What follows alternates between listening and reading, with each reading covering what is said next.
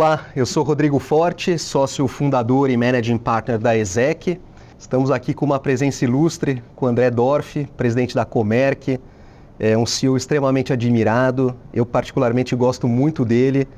O conheci em 2015, já faz um bom tempo, né? Tivemos a oportunidade de trabalhar vários projetos de contratação na CPFL Renováveis, na CPFL Energia, na Arteris. Então, assim, é uma honra receber o André hoje e ele vai ter a oportunidade aqui de compartilhar com a gente um pouco da sua experiência, né, de uma carreira extremamente bem construída e um dos CEOs certamente mais admirados do mercado brasileiro. Então, André, seja bem-vindo. Obrigado pelo convite. Imagina, obrigado pela presença. Acho que hoje a gente vai conseguir trazer aqui para as pessoas muitas informações importantes, né, de como construir uma carreira como CEO, quais são os desafios dessa função, né, do seu momento. Acho que tem várias coisas interessantes para a gente explorar, né? Mas talvez a primeira pergunta que eu queria fazer é: você imaginou que você ia ser um CEO, né? Você sempre ambicionou isso, esperava isso, trabalhou por isso, né? E como é que foi encarar essa primeira cadeira de CEO, que, se não me engano, foi na CPFL Renováveis, certo? Certo. Bom, eu comecei a minha carreira, na verdade, com uma iniciativa empreendedora junto com 2 colegas da faculdade, lá da GV.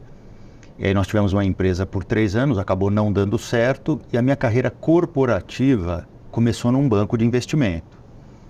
Então, era no Banco Patrimônio, estou falando do início da década de 90. Naquela época, eu confesso para você que eu não imaginava essa posição de CEO de uma empresa. Naquela ocasião, estavam nascendo algumas boutiques de assessoramento em fusões, aquisições no Brasil. Então, a maioria das pessoas que trabalhava com banco de investimento tinha uma ambição de um dia ter a sua própria boutique, fazer assessoramento num sistema mais exclusivo, muito mais do que ser presidente de um banco. Então, essa era a mentalidade na época. Então, te confesso que eu não tinha essa ambição, essa imagem eu não me via como CEO de uma empresa. E eu acabei ficando 7 anos no banco, né? O banco depois ele foi adquirido pelo Chase, e depois o Chase adquiriu o JP Morgan. Então, acabei tendo essa experiência de 7 anos.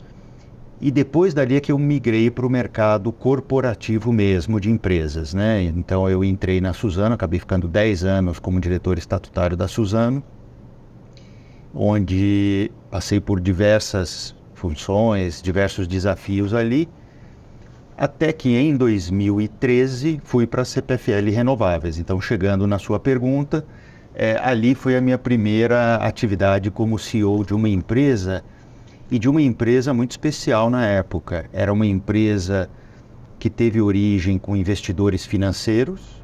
Então, era uma empresa fundada por alguns bancos, por alguns fundos, e que estava se juntando à maior empresa privada do setor elétrico brasileiro, que era a CPFL na ocasião. Uhum.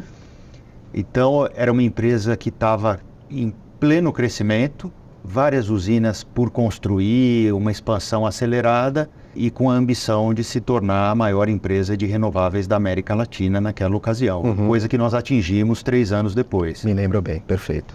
Então, assim, foi um desafio e tanto na época, porque quando a gente fala de uma empresa em crescimento, a gente pensa nos ativos, né? Em fábricas, em usinas, em minas. Mas a construção de uma empresa não são só os ativos, né? Tem a construção da cultura corporativa, das áreas de apoio, dos processos, dos sistemas que ligam as áreas da empresa e que dão a fluidez para tudo que acontece. Então, quando a gente fala em construção, teve a construção na CPFL Renováveis dos ativos, mas teve a fundação, a construção da fundação daquilo que depois viria a ser uma empresa já bem estabelecida nos anos seguintes. Perfeito, muito bom. E como é que você se sentiu como CEO pela primeira vez, né? O que foi mais importante de você desenvolver para ocupar bem essa cadeira, né? Porque normalmente as pessoas vão lá, ocupam essa cadeira pela primeira vez, não necessariamente elas estão 100% prontas. Aliás, a gente está sempre aprendendo, né? É verdade. Mas o que foi necessário você desenvolver, assim, principalmente naquele momento? Eu sempre fui um cara muito humilde, muito low profile. E E eu olhava essa posição de CEO com muito respeito. Uhum.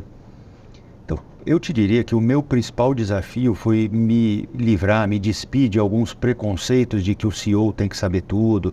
Você vai lembrar, na década de 90, ainda tinha-se aquele mito do CEO, do super CEO, do CEO que sabe tudo. Hoje a coisa mudou um pouco, né? Se fala muito em vulnerabilidades, do authentic leader, né? Do líder ser ele mesmo e saber fazer as perguntas mais do que ter todas as certezas. Então, para mim, virar essa chave e saber que eu posso ser eu mesmo com aquilo que eu sei, que eu trago, que eu contribuo, mas também com aquilo que eu não sei e que eu vou explorar com gente que sabe muito mais do que eu. Uhum. Perfeito. Então, essa foi a virada de chave que para mim fez muita diferença. Muito bem, muito bem. E agora sim, se você pensar numa evolução, né? Quer dizer, muitos anos depois, hoje você já é um CEO consolidado, é um líder reconhecido, né? Não é só a minha visão, né? Mas a visão de muitas pessoas que trabalham com você, que eu conheço, pessoas que eu contratei para reportar para você, né? Quais são as competências hoje mais importantes de um CEO moderno, né? Para enfrentar exatamente esse momento, né? Porque as competências vão mudando, vão se aprimorando. Então, agora, o que é necessário para um CEO ter sucesso? Eu acho que a gente tem falado muito em engajamento das equipes, dos times, no momento em que se discute trabalho híbrido, trabalho remoto, uma geração, entre aspas, menos comprometida com o sucesso financeiro do que as gerações anteriores. Perfeito. Então, como engajar essa turma? E eu acho que faz parte das competências do CEO definir uma boa estratégia junto com o conselho de administração e traduzir essa estratégia numa linguagem que seja acessível para todo mundo e que seja inspiradora, engajadora para todo mundo. Então, todas as empresas têm seus desafios, todas as empresas têm uma história bonita para poder contar para os seus colaboradores, para os seus parceiros, fornecedores, clientes. Como traduzir, empacotar isso de maneira a trazer todo mundo para o barco. Acho que essa é a principal competência. Além das competências mais recentes de ter uma visão sobre tecnologia, uma visão sobre canais de go-to-market, né? Como é que você endereça sua abordagem de mercado. Hoje, recentemente, as coisas têm mudado bastante, né? A forma como as pessoas consomem as coisas, ou as empresas consomem as coisas. Então, Sim. Isso faz parte das novas competências do CEO. Interessante esses teus pontos, né? Porque ele linka com algumas outras perguntas que eu quero fazer com você. Mas eu acho que tem um reforço importante, né? De que o CEO moderno, ele precisa ser hábil com pessoas, né? Quer dizer, liderar, inspirar, fazer um ambiente colaborativo, né? Onde as pessoas se deem bem, né? A gente consiga extrair o máximo delas, né? Então, interessante, né? Porque não necessariamente um CEO é habilidoso com pessoas, né? Mas cada vez mais a gente vê que isso é totalmente necessário, né? É isso mesmo. A capacidade de você trazer pessoas que são melhores do que você nos temas. Perfeito. E isso é uma necessidade, né? Hoje as pessoas que trabalham comigo são muito melhores do que eu nos seus respectivos temas. Perfeito. Então, como gerenciar isso e extrair o melhor das pessoas e dos times, né? Perfeito. Fica aquela coisa, né? Quem não sabe acha que um CEO é obrigado a saber de tudo, né? De todas as áreas técnicas, né? Que saiba resolver qualquer tipo de problema. Mas no final das contas ele é um grande técnico, né? Ele tem que realmente compor uma equipe que seja bastante completa. E eu falo, quando o CEO ele não tem uma determinada competência, ele é obrigado a ter essa competência através da sua própria equipe, né? Então, saber quais são as fortalezas e as fraquezas do CEO é extremamente importante, né? À medida que você tem essa autoconsciência, você vai buscar esses complementos na sua própria equipe. Então, acho que isso é muito importante você dizer isso. E mais do que isso, Rodrigo, eu tinha uma visão, e as pessoas têm uma visão de que vão sentar numa reunião com o CEO e vão sair com todas as respostas. E hoje em dia eu me permito pedir uns dias para pensar nos temas. Perfeito. Então, é bacana isso que você está trazendo, é uma outra visão. Tem esse cenário, tem aquele, vamos dormir sobre o assunto, vamos pensar 2, 3 dias, a gente volta a falar.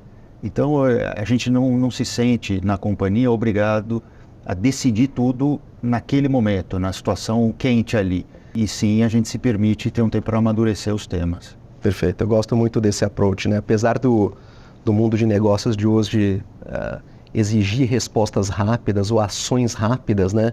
mas tem assuntos que são extremamente densos que precisam ser maturados. É impossível você tomar uma decisão em cima de pouca coisa, né? Precisa de aprofundamento, com certeza. Agora, um CEO precisa estar preparado para enfrentar crises, né? Acho que e o Brasil tem essa característica, né? Ora a gente está bem, ora a gente tem dificuldades, ora é uma crise externa, ora é uma crise interna, né?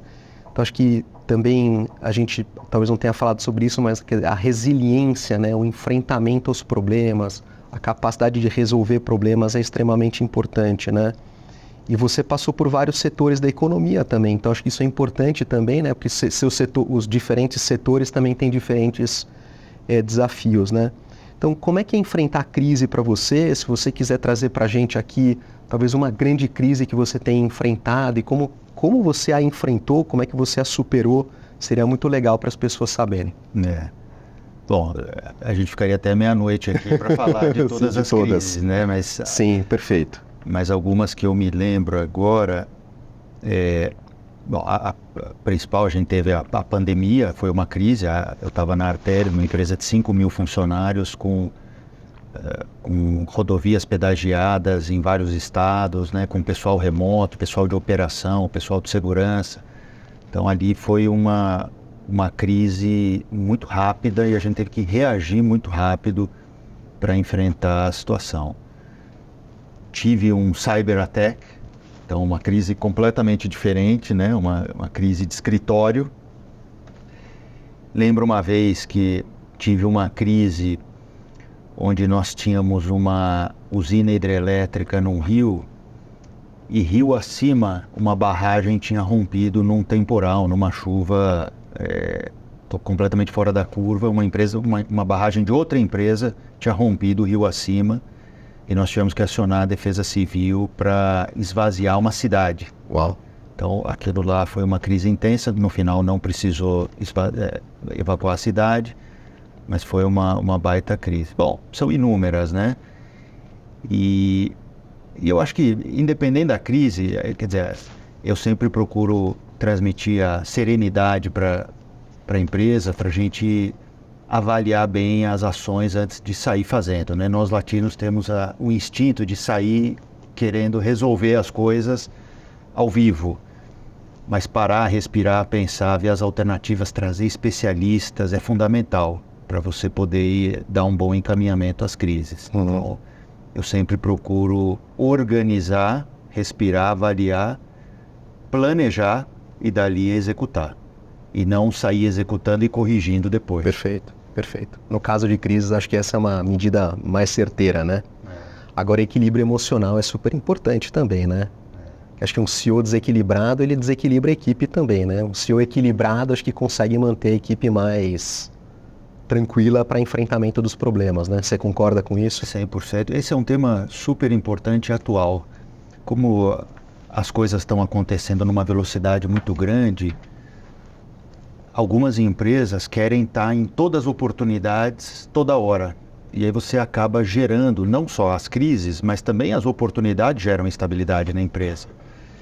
Então você acaba gerando um movimento muito desorganizado nas empresas. Então, hora está indo para lá, aí surgiu uma tecnologia nova, um mercado novo, agora vamos para cá, aí tem uma oportunidade regulatória para lá, vamos para lá. E uma empresa, ela precisa de uma certa estabilidade, de uma linha de atuação bem planejada, de uma estratégia clara, de metas de médio prazo. Então, isso que você falou, de transmitir essa serenidade para a equipe, a tranquilidade para o trabalho, não quer dizer que as pessoas não trabalhem bastante ou o dia a dia não seja intenso. Mas eu acho que chavear muito os temas dentro da empresa em intervalos pequenos de tempo, isso gera um desgaste emocional e cultural para a empresa grande. Perfeito. Consistência no trabalho, Consistência, né? Essa é a palavra. Perfeito, perfeito.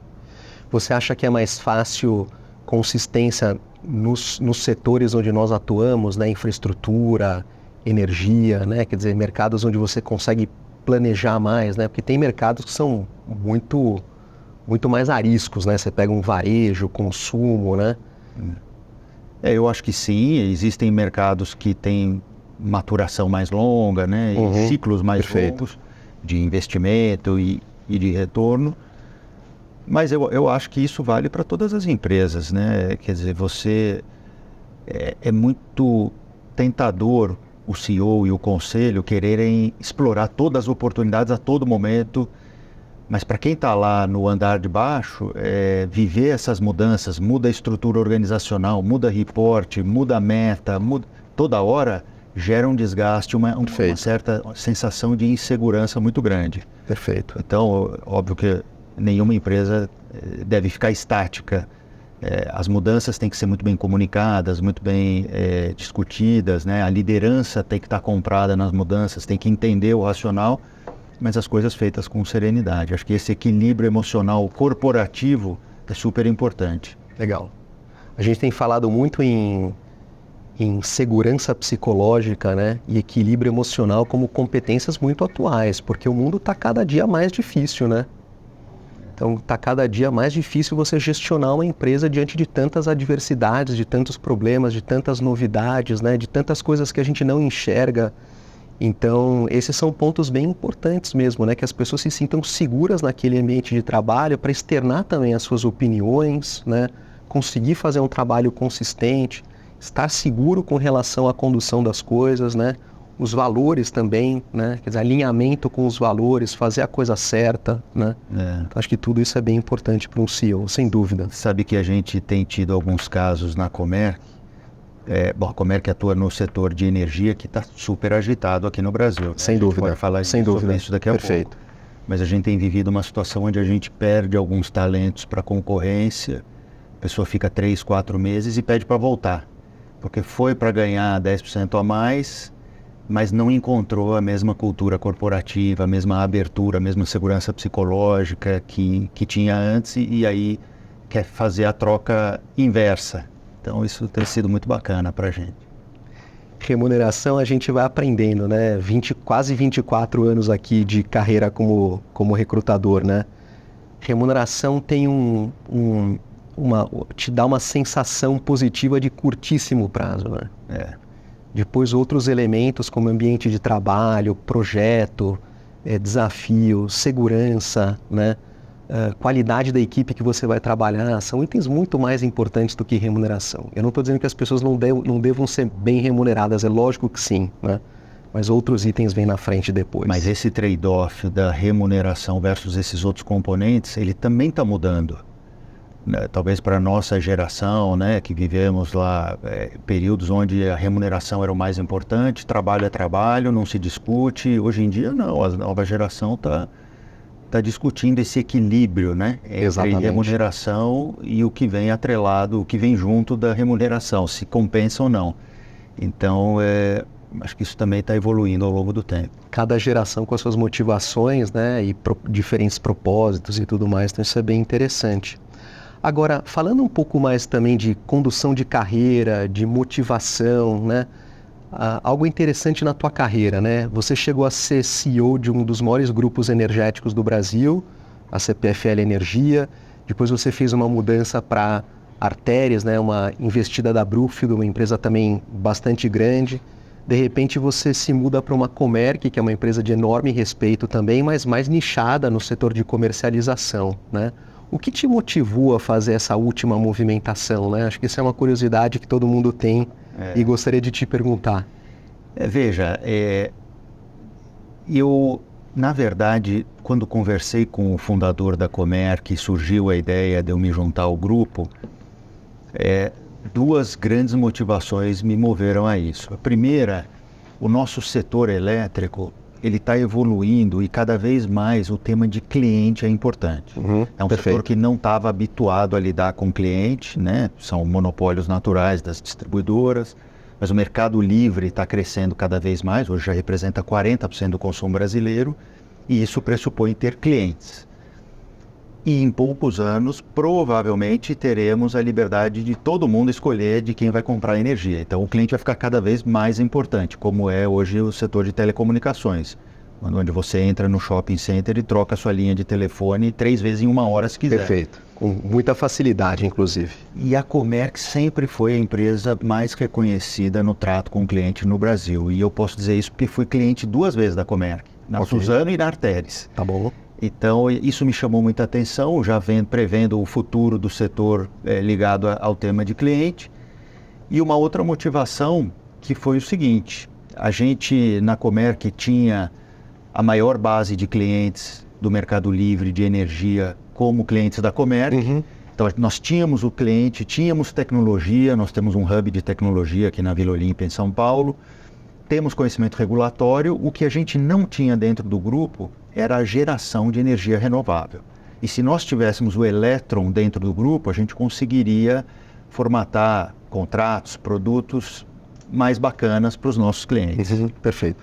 E então o desafio foi construir geração renovável num grupo que era o que a gente chama de asset light, uma empresa de assessoramento, uma empresa de trading, de comercialização, de consultoria, passar a ter usinas de geração renovável.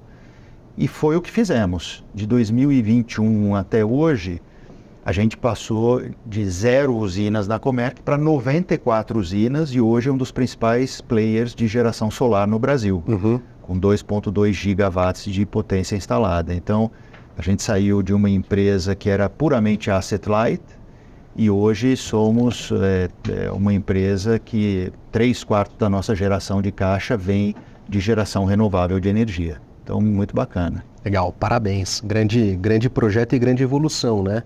Acho que é um grande caso de intraempreendedorismo, né? Quer dizer, muitos executivos hoje eles podem empreender através de projetos de empresas corporativas, né? Acho que esse é um caso, é um caso clássico disso, né?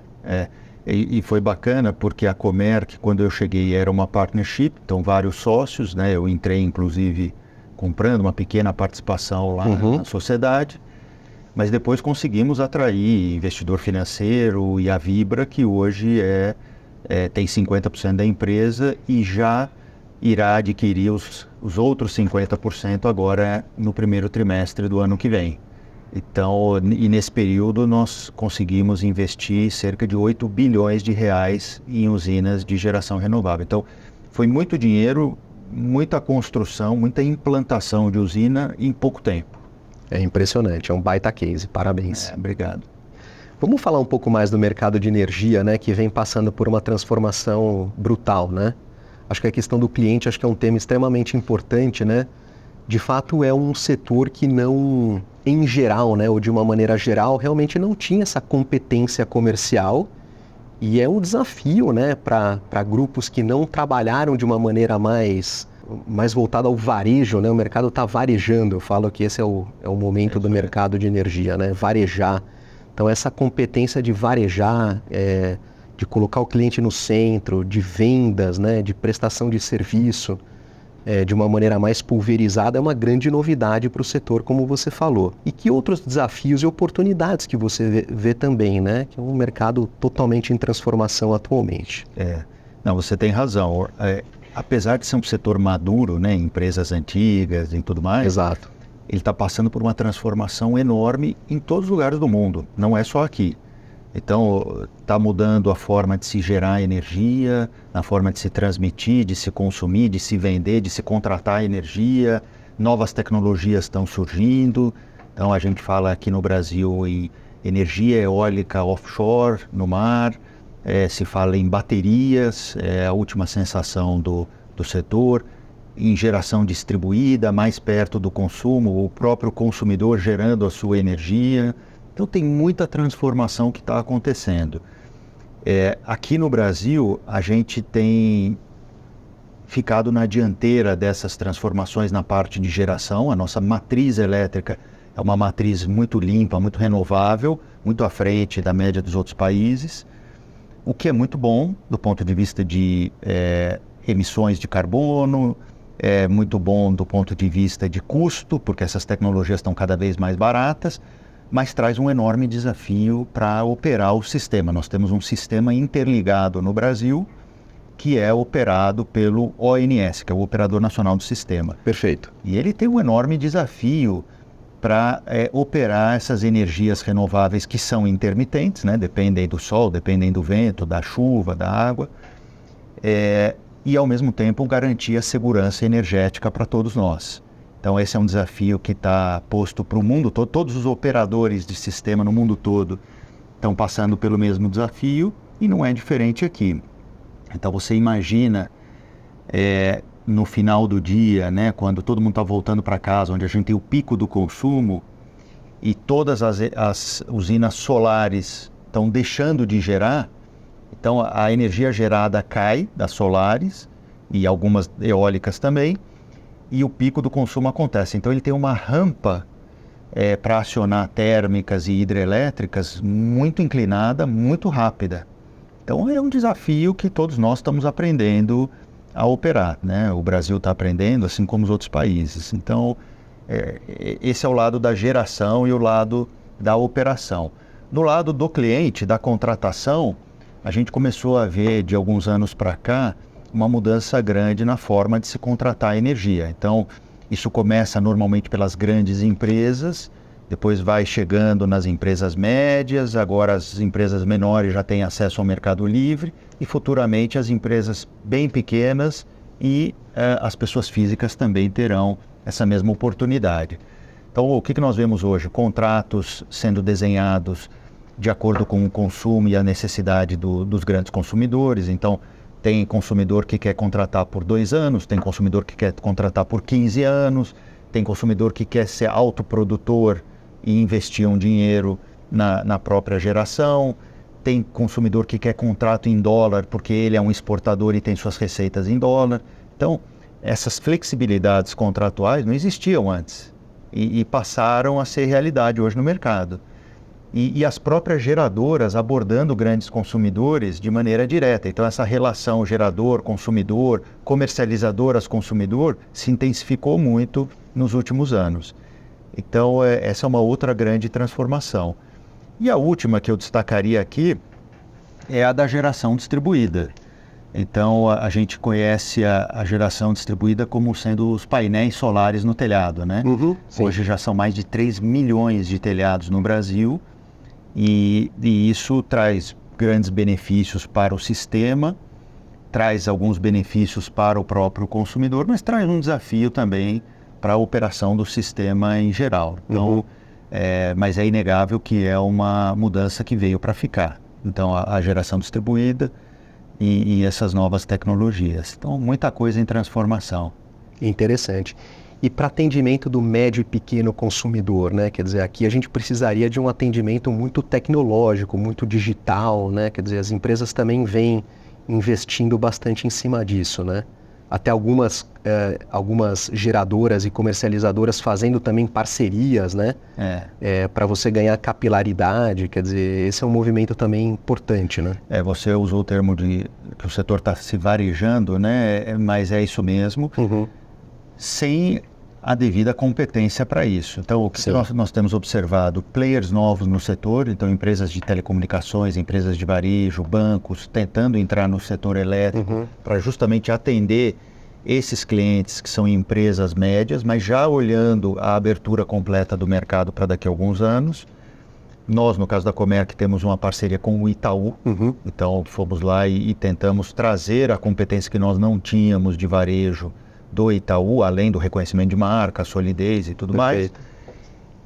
Mas essa é uma realidade. Aquela empresa que se acomoda e acha que por ser uma geradora vai conseguir atender o pequeno varejo, se engana. Porque aí passa por avaliação de crédito, tecnologia de atendimento, relação contratual, muda tudo. Então não dá para adaptar uma relação atacadista e achar que faz bem o atacado e que vai traduzir isso num atendimento de varejo de forma instantânea. Isso não acontece. Então, essas competências para atendimento do pequeno são super importantes. Legal. E acho que parceria é o futuro também, né? Porque as empresas elas não vão conseguir deter absolutamente todas as competências, né? Todos os canais, toda a estrutura, né? Então, no final das contas, quando você faz uma parceria dessa, seja com uma empresa de telecomunicações, com um banco, você acaba economizando muito, né, em investimentos, em tempo, né? Eu sou muito favorável às parcerias pela complementariedade de competências. Perfeito. Né? Não juntar mais do mesmo. Nós na Comerc, ao longo desses 3 anos, nós fizemos parcerias importantes com a Vivo, com a Copersucar, temos uma joint venture, com o Itaú, com a Neo Energia. são parcerias com empresas importantes que sempre aportam competências que nós não temos. E nós, da mesma forma, também trazemos para a mesa competências que eles não têm para que a gente possa ter um negócio melhor, né? A soma ser maior do que o individual das partes. Legal. E pensando nessa questão da inovação, do digital, né, que são competências extremamente importantes para esse momento, né? Como é que você estimula, né? Você como CEO, como é que você estimula isso junto à tua equipe? Que isso é cultural também, certo? A gente sempre pensa no digital. A nossa primeira reação em pensar em tecnologia é como tecnologia substituta, né? Pô, será que o meu produto, o meu serviço vai ser substituído pela máquina, pelo digital? Ali na Comerc a gente olha diferente, a gente olha a tecnologia como um enabler, como um viabilizador do nosso negócio. No fundo, eu brinco, o que a gente vende é tecnologia. Nós temos milhares de clientes em diferentes produtos dentro da companhia. Se a gente não tiver uma tecnologia que dê fluidez, que dê ritmo a isso, as coisas não andam. É impossível hoje uma empresa média como a Comerc, que tem 950 colaboradores, atender milhares de clientes em diversos produtos sem automação, sem fluidez, sem os RPAs, robotização. Então a gente tem investido bastante e cada vez mais tentando adotar algoritmos, inteligência artificial para automatizar tudo em benefício do produto e do cliente. Perfeito. Então não é a tecnologia com fim em si mesmo, né? A gente não quer se transformar numa empresa de tecnologia, mas os nossos squads internos estão cada vez mais permeados dentro dos negócios. Então é usar a tecnologia como enabler e não nos transformarmos numa empresa tecnológica. De tecnologia. Perfeito, muito legal. Avançando aqui para a nossa parte final, né? Eu gostaria de ficar muito mais tempo aqui com você, tem muitas perguntas para fazer, mas eu vou trazer mais duas aqui que eu julgo importantes, né? Então, você atuou e atua como conselheiro de administração, assim como CEO, você lidou muito com conselhos, né? Como é que você vê a evolução da governança corporativa no Brasil, né? O quão importante é isso, especialmente diante das necessidades cada vez mais de transparência, de responsabilidade social? Então, eu queria te ouvir em relação a conselho e governança. É inegável que a gente teve uma evolução ao longo dos anos da parte de transparência, né, ao mercado, e junto com a transparência vem a governança, né? Ninguém quer mostrar, quando é obrigado a mostrar, quer mostrar fragilidades de governança. Então eu acho que uma coisa gerou a necessidade da outra. E a gente tem visto os conselhos se profissionalizarem, as empresas estarem melhor estruturadas para isso, com seus comitês, com as suas áreas de compliance e tudo mais, auditoria interna, controles internos. O que eu acho que o próximo passo disso é a gente ter conselhos talvez um pouco mais próximos do management.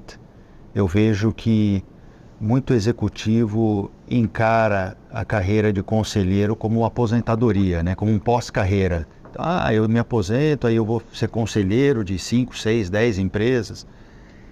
E aí chega lá uma vez por mês, uma vez por trimestre, check the box na reunião do conselho e a gente se vê daqui a um mês, daqui a 3 meses. Ou aquele conselho que é muito duro com o management, mas não senta do lado para ajudar. Então, esse gap do conselho com o management, em sentar do lado e participar e discutir, como a gente falou aqui, as coisas estão acontecendo de maneira muito rápida, né? E eu acho que tem cada vez mais valor para a empresa, conselheiros que possam realmente aportar essa contribuição junto ao CEO, junto ao management, com a devida separação de papéis, né? Claro. Tem o papel do conselheiro, sua responsabilidade fiduciária, claro. O papel do management, mas aproveitar a bagagem do conselheiro em favor da empresa, para mim, é o que dá para ser melhor explorado aqui. Perfeito. É interessante, né? Eu concordo plenamente com o que você falou e tem uma palavrinha especial que você usou no começo da nossa conversa, que é humildade, né? Quer dizer, todo mundo ser humilde, né? E acho que todo mundo está aprendendo com esse novo momento do mundo dos negócios e tudo mais, né? E eu acho que isso também deveria caber também aos conselheiros, né? ou a muitos conselheiros, né? Porque a gente nunca para de aprender.